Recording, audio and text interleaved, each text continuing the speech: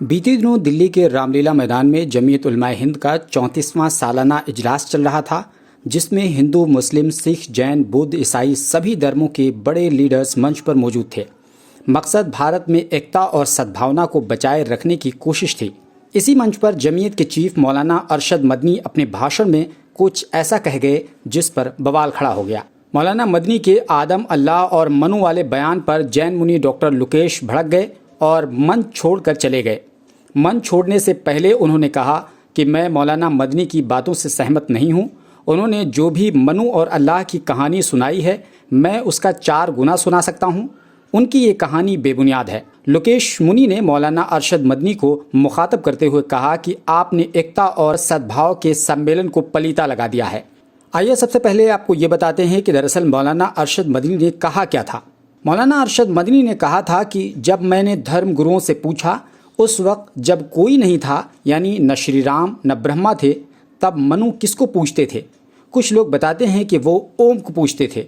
तब मैंने कहा कि इन्हीं को तो हम अल्लाह, आप ईश्वर और फारसी बोलने वाले खुदा और अंग्रेजी बोलने वाले गॉड कहते हैं।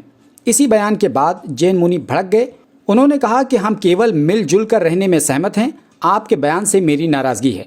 हालांकि मौलाना अरशद मदनी ने इस घटना पर अफसोस जताया कि उनके मुंह से ऐसा कुछ निकल गया जिससे किसी को तकलीफ हुई, लेकिन वो अपने बयान पर अब भी कायम हैं। ये तो रहा वो प्रकरण जो वहां पर हुआ, लेकिन असल में इस विवाद की जड़ क्या है? तो दरअसल विवाद की जड़ ये है कि लगभग 1 महीना पहले आरएसएस चीफ मोहन भागवत ने ये कहा था कि हिंदू मुस्लिम दोनों के पूर्वज एक रहे हैं और मुस्लिम यहाँ रह सकते हैं, लेकिन अपनी सुपरमेसी यानी वर्चस्व का दावा छोड़ देना चाहिए। बस यही विवाद की जड़ है और इसी को लेकर पुरानी बातों, मान्यताओं, पूर्वजों की हिस्ट्री को पेश करने का सिलसिला शुरू हुआ, यहाँ तक कि उस अधिवेशन में भी जारी रहा। वहीं मौलाना मदनी की बातों पर आपत्ति जताने वाले जैन मुनि आचार्य लुकेश अपने विचारों को लेकर अक्सर चर्चा में रहते हैं।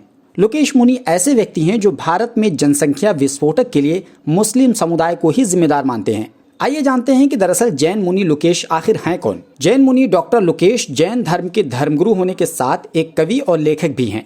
उन्हें एक विचारक और समाज सुधारक भी बताया जाता है। समाज को जागरूक और देश में शांति व्यवस्था बनाए रखने के लिए अहिंसा विश्व भारती नाम की एक संस्था चलाते हैं। रिपोर्ट्स के अनुसार बीते 33 वर्षों से वो राष्ट्रीय चरित्र निर्माण, मानवीय मूल्यों के विकास और भारतीय समाज में अहिंसा, शांति और आपसी सहयोग स्थापित करने के लिए प्रयास कर रहे हैं। सामाजिक बुराइयों को दूर करने के लिए उन्होंने करीब 20,000 किलोमीटर की पैदल यात्रा भी की है। आचार्य लुकेश मुनि खुद को हिंदू मानते हैं। उनका कहना है कि वो उस नजरिए से हिंदू हैं जिस नजरिए की बात संघ प्रमुख मोहन भागवत कहते हैं। उनका कहना है कि सिंधु घाटी सभ्यता में रहने वाले सभी लोग हिंदू हैं। इसके बाद अब आइए आपको थोड़ा सा मौलाना अरशद मदनी के बारे में भी बताते हैं। दरअसल मौलाना अरशद मदनी जमीयत उलमाए हिंद के अध्यक्ष हैं। 6 साल की उम्र में ही वो कुरान के हाफिज बन गए थे। इसके बाद दारुल उलूम देवबंद से इस्लाम धर्म की तालीम हासिल की। उसके बाद उन्होंने सऊदी अरब के मदीना में जाकर आला तालीम हासिल की। उनकी तालीम और काबिलियत को देखते हुए उन्हें दारुल उलूम देवबंद के मजलिस शूरा का भी मेंबर बनाया गया था। 2012 में राबता आलमे इस्लामी के सदस्य भी वो बनाए गए। वो भारत पाकिस्तान बंटवारे के सख्त खिलाफ हैं। यही कारण है कि वो भारत को और खंडित होने से बचाने के लिए धर्मनिरपेक्षता को ही सही रास्ता बताते हैं। उन्होंने कहा कि प्रधानमंत्री मोदी भारत के सभी मुसलमानों के लिए स्वीकार्य नहीं है। उनका मानना है कि जिस समय 2002 में गुजरात में मुसलमानों की सामूहिक हत्या हो रही थी, उस वक्त नरेंद्र मोदी गुजरात के मुख्यमंत्री थे। मौलाना अरशद मदनी की संस्था जमीयत उलमाए हिंद बड़े पैमाने पर मजलूमों को जेलों से छुड़ाने के लिए अदालतों में कानूनी लड़ाई भी लड़ती है। इसके अलावा बहुत सारे ऐसे काम मौलाना अरशद मदनी और उनकी संस्था द्वारा किए जाते हैं। वैसे आप मौलाना अरशद मदनी की बात ओम ही अल्लाह है, इस बात से कितना सहमत हैं? हमें कमेंट बॉक्स में ज़रूर लिखें और लुकेश मुनि का मन छोड़कर चले जाना कितना सही था वो भी बताएं। चैनल पर पहली बार आए हैं तो प्लीज़ सब्सक्राइब कर लें। Alpha hospital and trauma centre, engineering college चौराहा, सीतापुर रोड, लखनऊ।